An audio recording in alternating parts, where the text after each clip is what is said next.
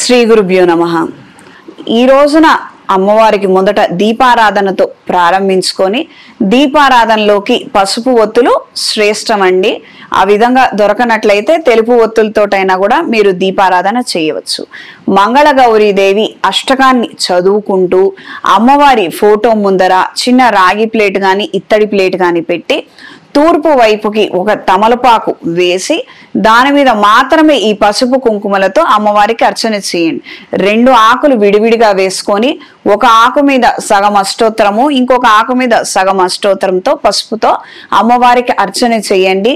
పూజ అయిన తర్వాత ఈ పసుపు కుంకుమని ఎవరైనా ముత్తైదువు మీకు కనిపించినట్లయితే అందులో చిటికెడంత పసుపు కుంకుమని తాంబూలంతో సహా ఈ పసుపు కుంకుమలను కలిపి ఆవిడికి తాంబూలంగా ఇచ్చి ఆశీర్వచనం పొందండి.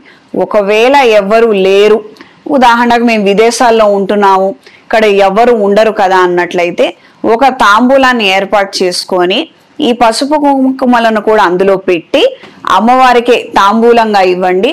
ఆ తర్వాత ఆ ద్రవ్యాన్ని మీరు ఉపయోగించుకోగలరు. ఈ పసుపు కుంకుమలను నుదుటన ధరించడము, ఆడవాళ్ళు చేతులకి మొహాలకి రాసుకొని స్నానం చేయొచ్చు, లేదా ఇంటి ముఖద్వారానికి బొట్టుగా పెట్టచ్చు. అంతేకాని కాళ్ళకి రాసుకోవడానికి కానీ గడపలకి రాసుకోవడానికి కానీ ఇది ఉపయోగించకూడదు.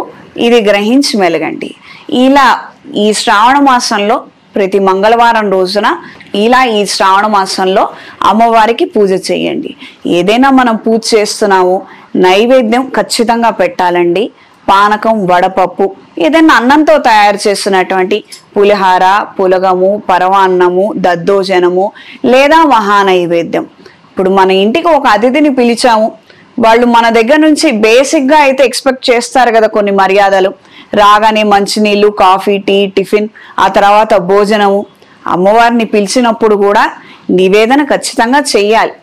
అంత పూజ చేసుకొని అంత కార్యక్రమం చేసుకొని ఆవిడని ఖాళీ కడుపుతోటైతే మనం పంపించలేం కదా. ఇవి చాలా బేసిక్స్ అండి, చాలా చిన్న చిన్న విషయాలు ఇవి. వీటి గురించే వీటిల్లోనే ఎక్కువగా మనం పొరపాట్లు చేస్తున్నాం ఈ మధ్య కాలంలో. కాస్తంత వీటి మీద దృష్టి కేంద్రీకరించి ధూప దీప నైవేద్యాలలో ఎలాంటి లోటుపాట్లు లేకుండా చెప్పిన విధంగా చక్కగా శ్రావణ మంగళవారాలలో అమ్మవారి పూజలు చేసుకోండి. అమ్మవారి ఆశీర్వచనం పొందండి.